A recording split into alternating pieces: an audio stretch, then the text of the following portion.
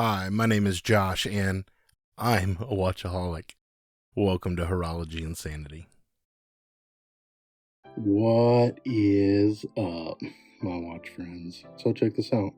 Today, as you can see, I've got a whole bunch of watches sitting in front of us, but all of them have a common theme.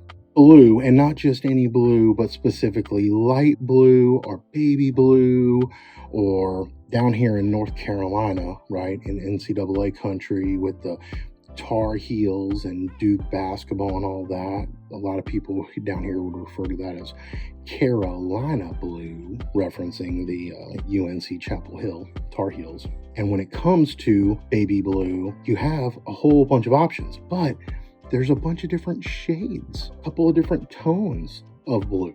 So what I want to do is I want to actually do some side-by-side comparisons real quick so that if you are addicted to this color in the same way that I am, you might be able to pick and choose which shade you like best.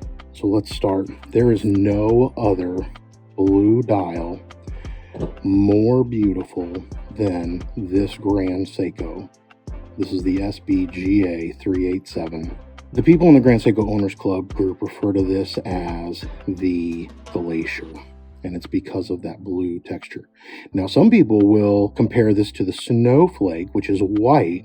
Now, I've experienced the Snowflake in person, but I did not have my Sarks 055 next to it to compare, which I really would have loved to have had. But comparing this dial on the Grand Seiko to my Sarks, it is a very different texture. So this is not necessarily the Snowflake texture. Let me see if I can get zoomed in on it. But you can see here how it's got a very faint, not quite a crosshatch. That's what we're looking at. So anyway, this is the ultimate, in my opinion, the ultimate light blue Grail watch. Now, the other one that I had gone on the hunt for is the Halios Seaforth. And as y'all know, I actually ended up buying 3 different pastel blue Seaforths. So let's just do a side-by-side. You can see that the pastel blue is a completely different shade. Now, it doesn't have the depth that the Grand Seiko dial is because it doesn't have a texture, right? It's more of a matte finish. And when you put them side by side like this, the Halios almost looks a little gray, like a hue of gray. It's an interesting one. Well, let me put this Halios down for a second. I'm going to grab one of the next ones I got, which was the Squale. Now, this is the Bling Master limited edition, right? But it's funny. So this is very blue.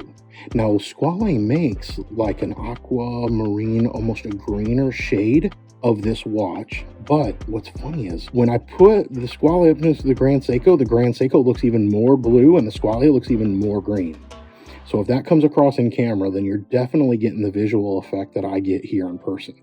But it's funny how the light plays. When I pull that away, this all of a sudden looks a little bit more blue. But then when I put this up to it, oh, it looks a little bit more green. So anyway, I thought that was pretty interesting, and I won't compare everything to that Grand Seiko, right? But here's a couple. Actually, no, that's funny.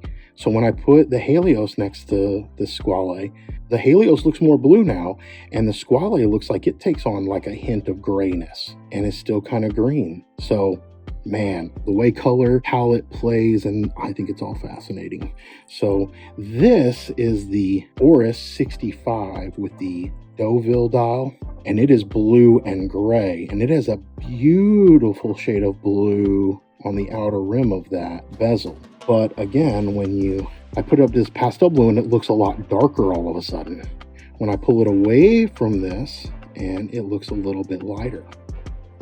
So it's funny the way that these play, but if you're considering any of these watches, and I'm hoping that if you've seen any one of these in person, that you might then be able to somewhat calculate or estimate in your head what the other one might look like, especially if you're on the hunt. If you're on the hunt for a Halios or one of these Oris, right, then I'm hoping this will give you a better idea of what you're getting into. It's the whole reason I do these videos.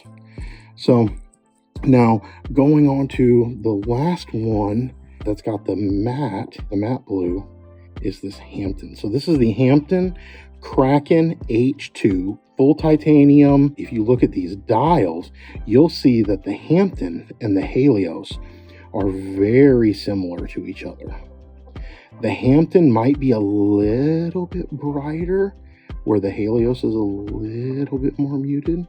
But you can see they both have the similar black accents around the hands and indices, and even the text on the dial. So these are probably the two most similar of all of those that I have on the table. So here's those, and you can see the differences there. Now let me just truck through a whole bunch of other great blue watches. This is one of my favorites. This is the Yachtona, I think is how Jody famously refers to it, and many other people have picked up that nomenclature for it. But this is the Loreo Daytona-esque homage with a Yachtmaster bezel, straight off of AliExpress. This is one of the most beautiful dialed watches that I've ever seen. Compared to something, you can see this has got the sunburst effect. The blue maybe a little bit closer to the Hamtun than it is the Halios with the texture. Actually, it's probably closer to the Grand Seiko. Yeah, see, it's about the shade kind of the Grand Seiko, even though it's completely different texture and the sunburst effect is different. But anyway, so this Loreo, I think, is a top pick. And when you're looking at, and this, I don't think this Loreo isn't a real chronograph or anything, but this Dryden is. This is their vintage, their blue vintage. But you can see the blue is not it's a darker blue than many of these other ones. Right? So let me just throw a couple up here while I talk. It's a darker shade of blue, but you can see how it's not navy or anything like that. It's a lighter shade, but yeah, definitely not a baby blue or a pastel blue, I wouldn't say. So there's that. This one is just a fun Chinese special watch. My nieces and nephews love this when I wear it. And so I got that from AliExpress. Again, you can see the different shades of blue. This one here is a lot darker. And then this is one I got on AliExpress, and it's almost like a blue purple. Anna Martin, I think you can get this for like $7. I'm gonna be honest with you, this thing's fantastic. Now, what's really funny about this is, I put like a $40 strap on a $7 watch, but you know what? Enjoy the hobby. It's part of the fun and craziness of all this. So we've got some others. Oh, here's a fun one. Now, this is my other favorite color, but this is the Swatch Chronograph quartz, and I'm hoping that you can see it, that blue. It's got sunburst on both the dial and on the sub dials. The bezel is beautiful. I would call this one closest to Carolina blue. So if you're a Tar Heel fan, or if you know what the Carolina Tar Heels color is, this is probably the closest to Tar Heel blue. The other one that comes real close to that, but has a completely different effect, is this other Swatch chronograph that I have here, which has the gray but has the blue subdials. And here's what's really funny. So when I put these next to each other, their contrast is heightened. It looks a lot different. But when they're not next to each other, this one here looks very, very Carolina blue. I can't tell if it's just, again, the visual effect of having them side by side, if it's maybe the sunburst effect, giving it light play with my super duper bright studio lights. So that's what we're looking at there. Now, going on to a couple of my other favorites, you'll notice here this Casio, and this is more of an aqua, beautiful dial, but definitely more of a greenish aqua. And when I put it up next to the blue, it looks even greener. So you'll see that there. And then this one, if you want to call it blue, it's almost like a metallic gray blue on this Swatch. There are so many different models. Now, these two are definitely different dials, and they're even named as such. So these are both Zelos Swordfish, and these are the 42mm stainless steel variants. The left one is called the Aquamarine, and the right one is called the Ice Blue, I believe it is. And when I put them next to each other, they definitely contrast. But this, it is a more green hue to it, to where this is just a simple blue pattern. Now, Shane at Relative Time did a great review of this watch right here, and he came up with one piece of information that I think would have changed this entire watch's aesthetic.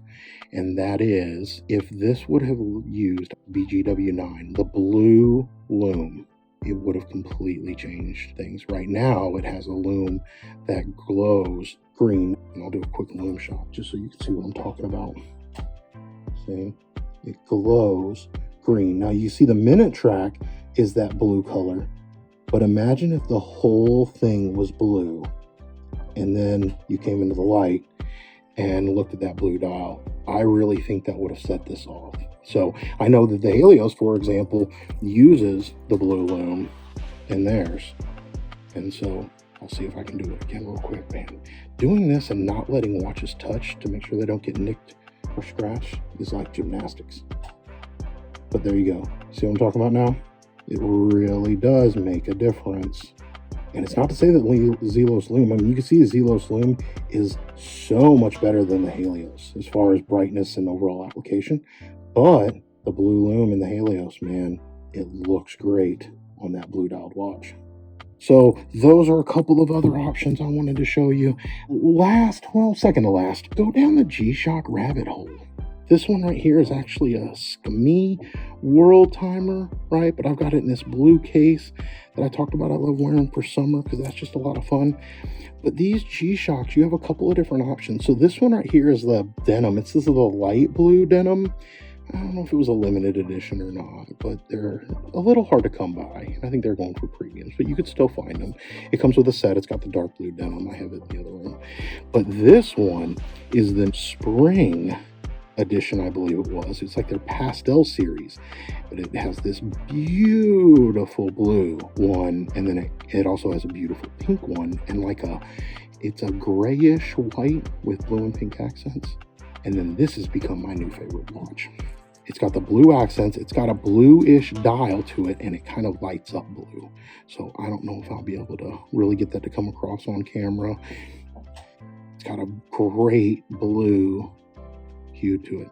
Yeah, so this watch right here has become my new favorite. If you know me, you know that I love a combi bracelet. I particularly love this V1 combi. I love GShock squares, and this blue one, I got this based on the recommendation from my buddy Billy Bob. And Billy Bob, as always, man, you did me a huge favor. I'm so thankful to have this one. And now we're going to end it on what I believe is the most beautiful color that I've ever seen on any watch ever. And it is the pulsations ring on this Zelos DMT. And this pulsations ring, in some lights, it's the most beautiful eye-catching blue that you'll ever see. In some lights, it almost looks like it's pearlescent, but I don't think it is. It doesn't have the striations or anything like that in it. It's just amazing. So I don't know what color this is. I need to ask Elshan maybe. If he could make an entire dial out of that color blue, I'd probably sell my Grand Seiko. So Grand Seiko was number 2 in beauty to the color that this pulsations ring has. You can see they're very different when I put them next to each other. Oh, see, when I put the Grand Seiko up next to it, it almost looks a little pearlescent again. Anyway, comment down below. Tell me what is your favorite. Are you on the hunt for any one of these? But anyway, with that, we'll call this one a day. And my friends, until we talk again, please remember what really matters. And that's not watches. Keep the insanity sane.